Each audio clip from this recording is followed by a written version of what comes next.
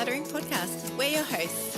I'm Kirsty Ferrugia from Feels Like Home Professional Organisers. And I'm Amy Revell from Simply Organised.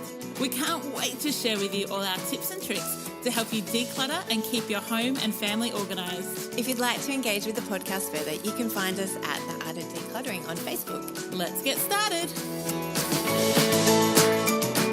You've joined us for episode 82 of The Art of Decluttering. Today we'll be talking about decluttering and organising your sports equipment, which is perfect because we're in the middle of winter recording this, but we're probably going to be in summer when we're playing it. So like every sport will be covered in this episode. So thanks to our friend Owen Gray for this request of this episode. So we're kind of going to cover off kids' sports and adult sports in this episode because there's more than one adult client that I've been to that have sports equipment and they're like, yeah, I used to play basketball. And then you like find out, you know what, basketball is the least of the worries because it's like a ball. But I used to fly fish when I was 23 and that's 20 years ago and I haven't done it since, but they still are hanging on to, and I think that's what sport does, is you hang on to the old you. Yeah. I think we speak about this often, holding on to the old you, the person that used to be BC or... Just when you were young? Just when you were young. What sports did you play growing up? None? You danced, didn't you? I did, yeah, I danced and I played netball at school. Okay, well that's like two. Yeah, I wasn't hugely active. Do you have anything left from either of those sports now? No. My face says no. No. No. I was really a fit little kid, so I didn't need to do sports for my health. You know how we encourage our children to do sports for their health? Yep. Well, one, it was the 80s and the 90s and people weren't that way inclined as we are now. And two, I was like a little whippet, so I didn't need to do sports to... And you didn't love it by the sound of it. I enjoyed dancing. If I had been more into hip-hop dancing, I probably would have enjoyed that more. But I did ballet and modern and tap. Okay. And I really didn't enjoy ballet. I love ballet. I enjoy ballet, but I didn't really like the discipline of ballet. Yeah, because it's quite disciplined, isn't it? Yeah, and I knew I was never going to be a ballerina, and that's the way my mind works. I'm not going to make it as a ballerina, so I'll just get disappointed when I try hard and all these girls become ballerinas and I don't. But if I'd done contemporary, I think I would have loved contemporary. Yeah. Or lyrical, Do you those want to, type of... bust out a move for me right now? No, because I'll probably bust something. Either myself Gold. or Jared's studio. So no, I wasn't very sporty. I was more studious and sporty. Whereas you were both. Yeah, I loved sport growing up. My sisters all did ballet and jazz and tap as their sport, and I did basketball. And I loved basketball, and I was really tall, so I was just shy of my adult height from about 10. I was a giant. Ridiculous giant. Like in grade 5, I was the tallest in my class, including the teacher. Wow. So I peaked early, let's say. And so basketball was good for me because I was like a head and shoulder above all the other girls. So basketball was my sport. And then I went into bike riding. And then I was a bike rider for a very long time until I got an injury that I have never recovered from. Golf. I used to play golf. Oh my goodness, it's the worst game ever. Oh, it's the best. I even like watching golf on TV. Oh my goodness, worst television ever. Oh. You're so weird. Yeah, I love like bike riding, golf, basketball. I played volleyball for a while. I wasn't awesome at it. Probably highlighted by the fact that the team was called the Butterfingers. I think that's all. And then I did gym a lot. So my sports equipment, like I had a gym membership. So all my sports equipment was contained in the gym, which is a really great way to minimize. Like I'm paying somebody else to store it, clean it, maintain it. Yeah. Pay the power for it, and I can go and use it whenever I want. So that actually, when it comes to sports equipment, if you're going to use it, let's just put that out there, quite a good way to do workouts when you know that you can go to a class or a gym and not have to have all the equipment at home. Yes.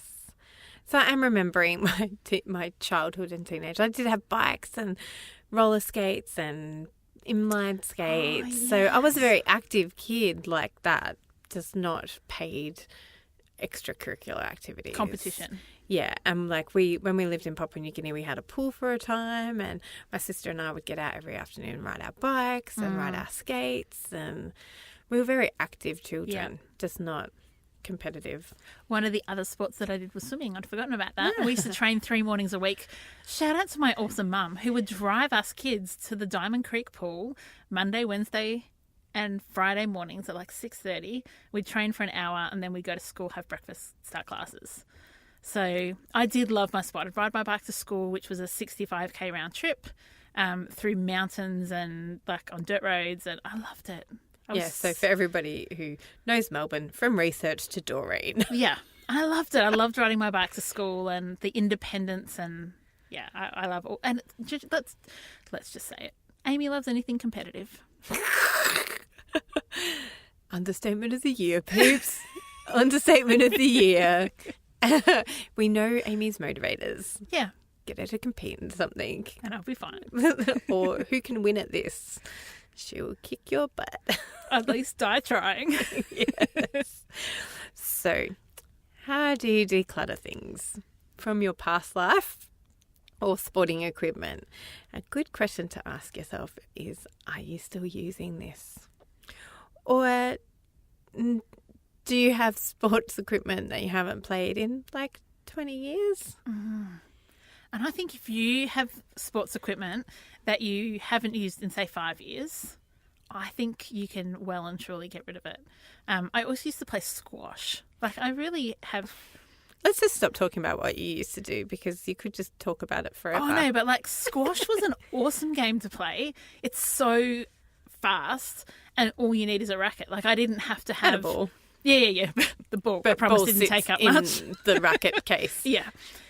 So there are some sports then that don't require a lot, but if you haven't played squash for 5 years, get rid of your squash racket. And if you decide to take it up again, invest in one that's suitable to you now.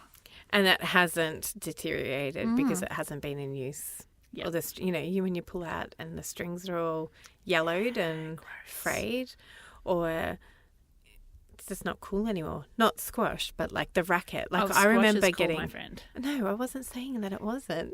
I'm talking more about, when things go.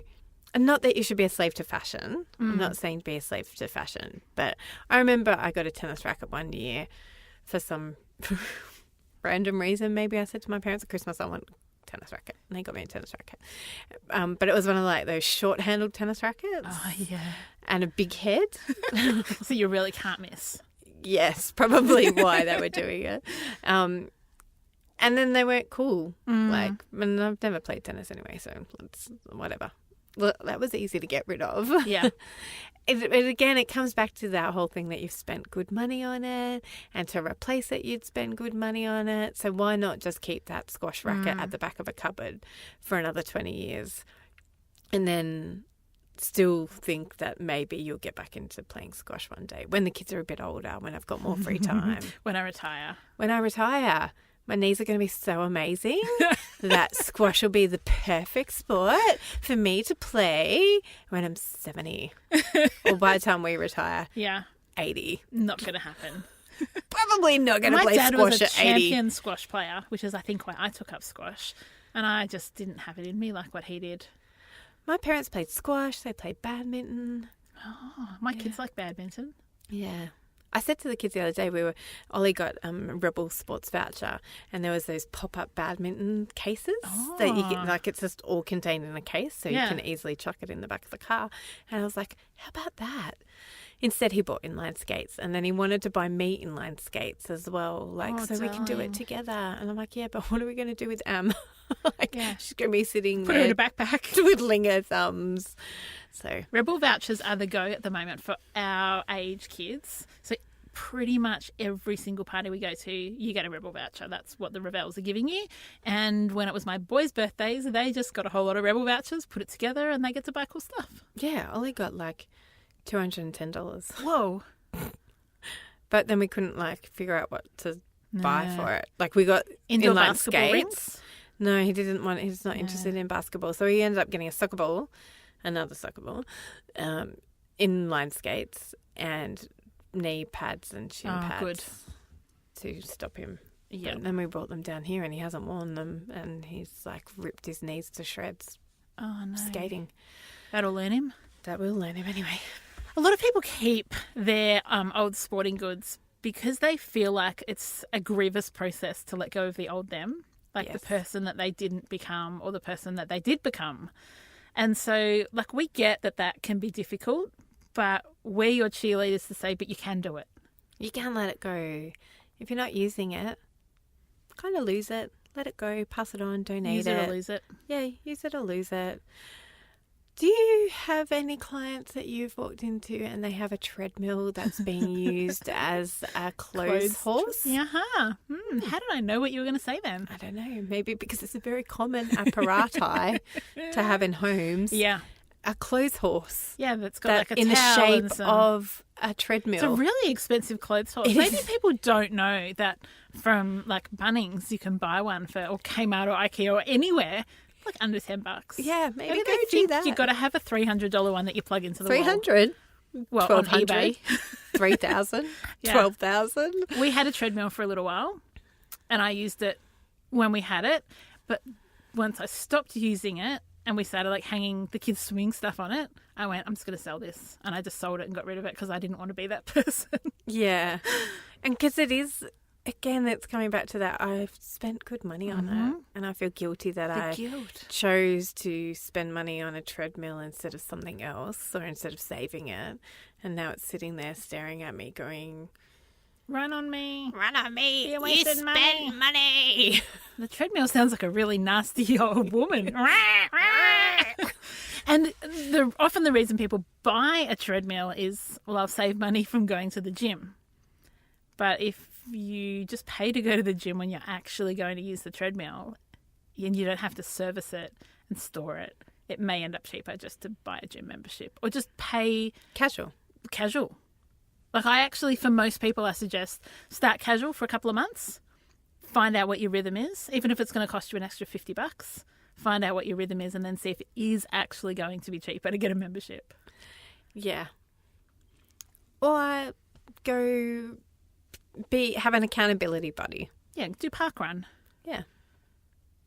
So many more things to do than buy a very expensive clothes horse. And what about when things are broken? Like if you've got a set of golf clubs but you're missing the 9-iron and a putter, so it's an incomplete set. All I heard then was blah, blah, blah, blah, blah, blah, blah. That's the best. Do you not even know the names of the golf clubs? Blah, blah, blah, blah, blah, blah. You are so funny. That's one word for it. That's hilarious. Sorry to all you golfers out there that I've just blah, blah, blah offended. They're enjoying Amy going, the 9-iron this and the wedge that and the... Blah, blah, blah, blah, blah, blah. So if you have incomplete sets of things, golf clubs or otherwise, have a think about whether you can just donate what you do have. Because if you do want to become a golfer, you're kind of going to need those clubs. Blah, blah, blah, blah, blah. Or if you are going to, I can't even think of another sport. That's how great my brain is at the moment. But if you don't have complete sets or they're broken and you haven't got around to fixing it, just get rid of them. Like stop the guilt of having it sitting there screaming in your face all the time. You should make time for me. Or how about when you kids have grown out of things? So how many bikes do you have in your home? How many scooters do you have in your home? Do you still have a scooter for a 3-year-old when you've got a 15-year-old? That's awesome. Yes. Get rid of equipment that kids have grown out of. Pass them on quickly to friends who have grown, who have got kids that age, the right age, because, rusty bikes from 1980 aren't serving anybody. To get rid of them. Yeah. Not only can you not give them away, you have to pay the skip guy to come and go to the tip with them. Yeah, and they're rusty. They're no good for anybody. So if you're holding on to things because you're going to pass them on, but you haven't ever passed them on, just ring council collection, get them all picked up. Or go to the metal scrapping place and get money for your metal. Yep, I like that idea. Have you got a wardrobe full of clothes but somehow nothing to wear? Would you love to open your wardrobe and know that no matter what you pick, you'll love it? The first step to creating a wardrobe you love is decluttering the stuff that you don't. Join our free 5-day wardrobe declutter challenge. Just visit theartofdecluttering.com.au/challenge. I think it's really easy to have those bikes that you've outgrown and skateboards that you've outgrown and pogo sticks and like so many random things like hula hoops. Like all of that stuff is sporting equipment and has to live somewhere. So, we want to encourage you to declutter what you don't need, but that for which you do keep, instead of just having it all like lying around on the deck or in random spots in the garage, let's talk about some different ways that you can organise things really smart so that you can have access to them really quickly, but also so that they don't get wrecked and don't ruin the floor and take up all the room in your house with sporting equipment you use occasionally. Yeah. So where does sporting equipment live in your home? It's one of the reasons I wish we had a garage. Because my boys are so into their sport and we have so much sporting equipment, but not anywhere clear to put it. So on our back deck, the boys have a basketball shootout system. So there's like 2 rings next to each other. It's like what you'd see at Time Zone. Yeah, and you got to like shoot an it. arcade type Yeah. thing. And you got to shoot the balls in. And so there's that sitting out on the deck and that's fully up all the time so the kids can play it. And then we have a big old plastic washing basket, like the hamper kind of ones, like a big one. And that keeps balls, rackets and stumps in it. So it's got cricket what are they called? Cricket bats, tennis rackets. It's got stumps for the cricket stuff and all the tall things go in there. And then we've got a ball box. So it's got footies and soccers and tennis balls and cricket balls. And we keep those separate because otherwise you got to dig down the bottom of all the stupid cricket stumps to find a tennis ball Yeah. So that's where we keep those kind of things. The boys have a really good basketball each, which is for no outside use. So it's an indoor ball only. And they keep that in their bedrooms. And Elijah has a cricket set that he keeps in his wardrobe. And in the same spot in Jesse's wardrobe, he has a set of golf clubs. So my beautiful dad took Jesse. So my boys love going to the driving range with their pa.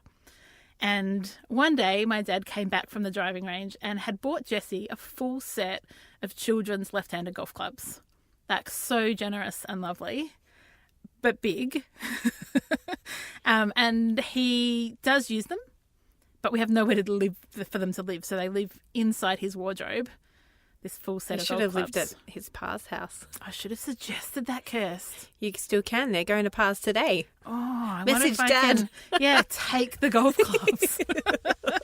But sometimes Cal does take them. Okay. So, it probably is better at our place. But that's where our sporting stuff lives. We've got 2 indoor basketball rings, one on the back of the front door and one on Elijah's wall in his bedroom.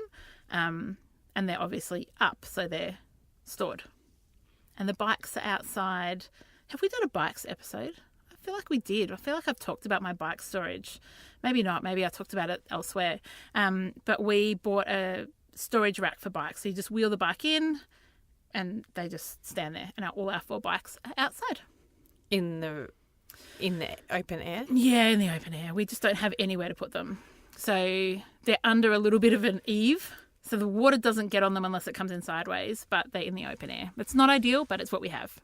Oh, no. Yeah, that's what you have. Yeah. You've got to work with what you have. Correct. Tell me about your sporting equipment and how you do it. So the kids have, we've got a cubby hole where our bags live. Yep. And so Amelie's gymnastics and ballet bag lives in there.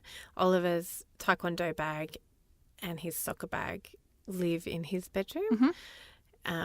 So different bags for different sports, so you can just grab and go? Yeah. Okay.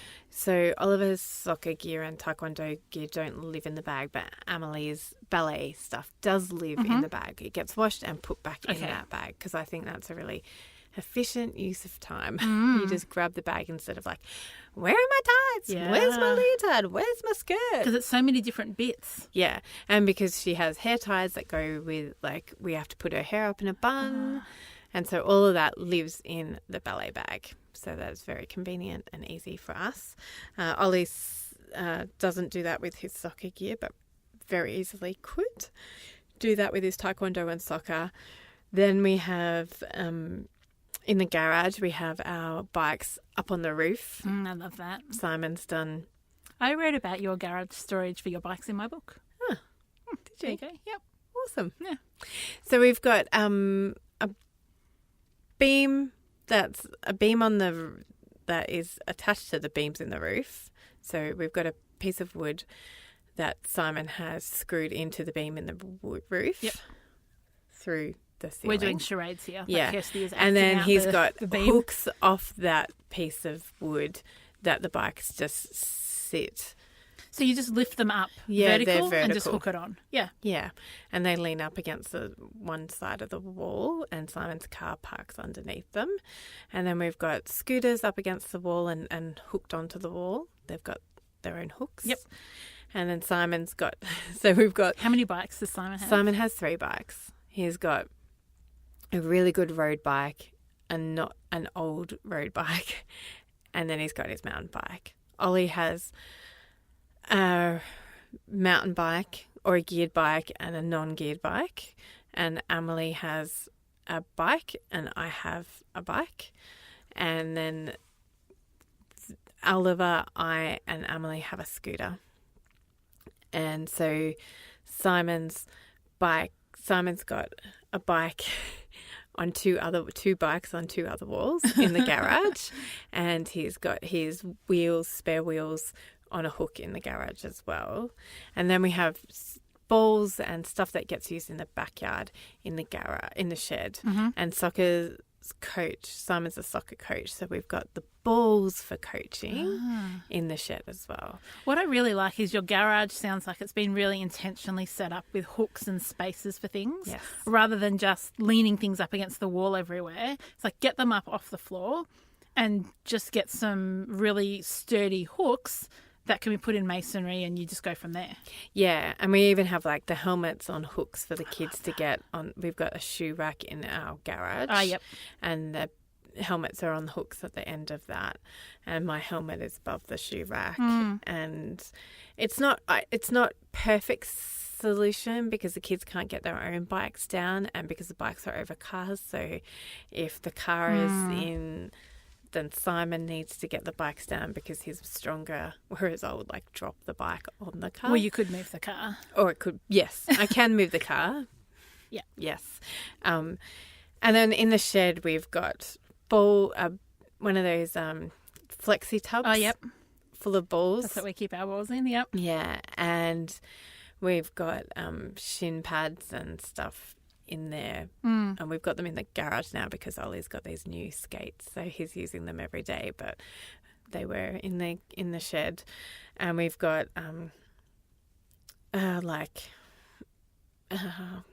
You could support a small village with the amount of sports equipment you've got. I thought we had a lot, but I reckon you've got more than us. and I don't feel like we have heaps. We do have, Emily got a netball for her birthday and Ollie got 2 soccer balls for his birthday. And we've got AFL footballs in the shed. You've got a fair bit. Yeah, and we've got one of those, tennis poke yes. things. Yeah, totem tennis. We just got one of those last week. Yeah. And we've got snorkeling gear and stuff. You've got heaps. That's all in our shed, though, Yeah. because it's very little used. Yeah. But the other thing we've got in our garage is soccer goals. Wow. And they hang on the wall too, so Yep. they don't take up much space. So I think if you've got a garage or a shed or just a space where you can hang a lot of this stuff, that's our recommendation, is go to your hardware store and find solutions to get things up off the ground, because it's easier to put things away, it's easier to find them, and you don't feel as cluttered. And then when it's time to donate things, you can actually see them. I can clearly see that I've bought you a new bike, so the small bikes can go. Yes. And you can have, and there's so many different solutions too. If you've got the space in your garage to have shelving racks, then have shelving racks. Yeah. And have the boxes and the flexi tubs in there so that you can see them really easily. Yep.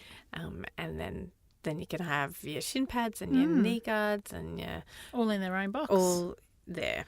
We love accessed. organising garages because it's such a functional space. And so we can actually come in and go, all right, there's room for shelving here, and we can get inexpensive shelving, set it all up, and the kids can grab everything they want and go. What about when you're finished with equipment? So we've talked about kind of the decluttering of stuff that's broken. If you've got footy boots that you're finished with, I know you discovered somewhere really cool that you can send those to. Yeah, right around the corner from your house.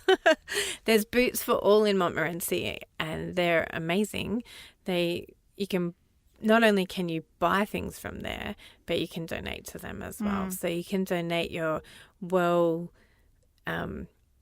gently used, good condition stuff to them, and that's from everything from balls to bags to clothes to boots, everything, bats, rackets. And so it's awesome. I highly recommend buying your secondhand gear stuff from there as well as donating. I went and got Ollie's soccer boots for $15. Yeah, we bought Jessie's basketball boots from there and then took a pair that Elijah had outgrown and donated them. Yeah. It's such a great place to go, and even our boys got to buy cricket pads, whereas we wouldn't go and buy them cricket pads, but they weren't expensive, and they knew that once they'd outgrown them, we'd take them back. Yeah, so it's such a wonderful place, and there's loads of places like that. Yep. Like you can donate your old soccer boots, and you can donate them to kids in the outback or overseas.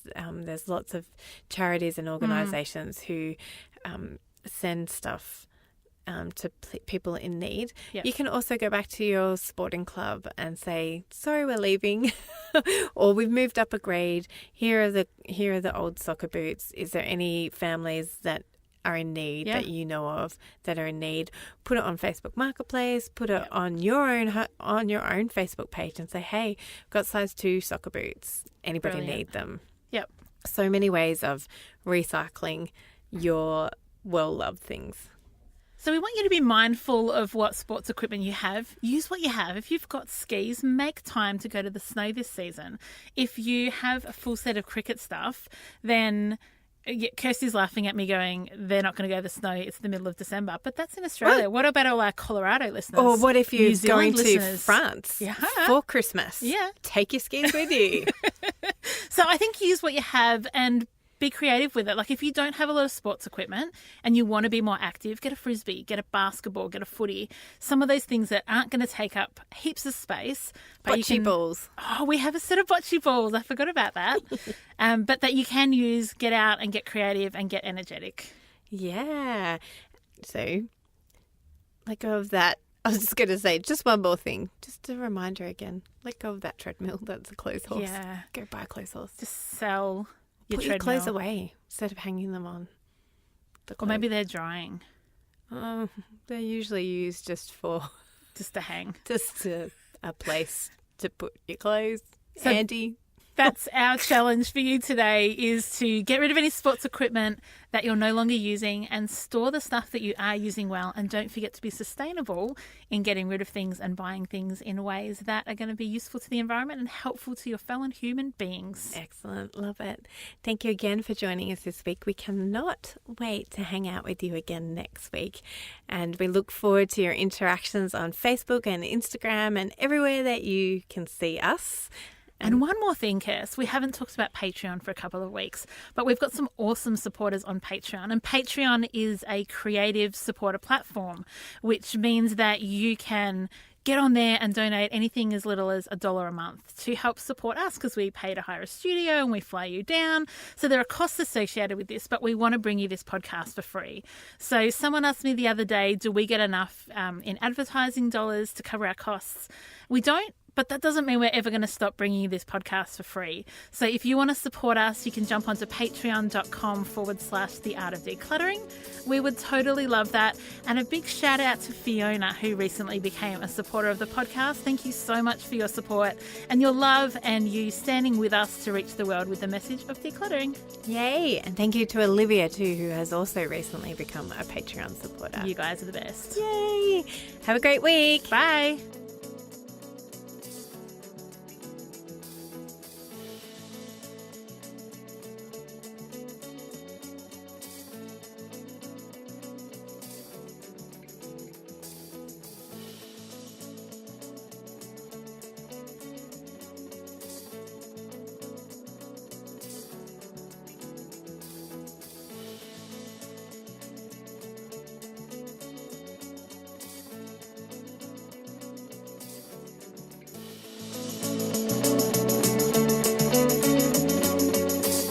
joining us. If you've learnt something awesome today, do a friend a favour and share this episode so they too can learn the art of decluttering.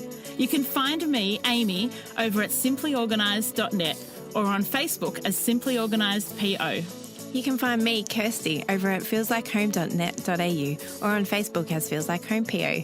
Don't forget, you can see the show notes in your podcast app or over at our website, theartofdecluttering.com.au. So if there's anything you want more info on, check it out there. If you love what you hear, we'd really appreciate you leaving a review on iTunes. We hope you've enjoyed listening and that you've learnt some tips to help you declutter and keep your home organised. If you'd like to join our supporter community, you can do so over at patreon.com/theartofdecluttering. We hope you have a great rest of your day and enjoy the freedom.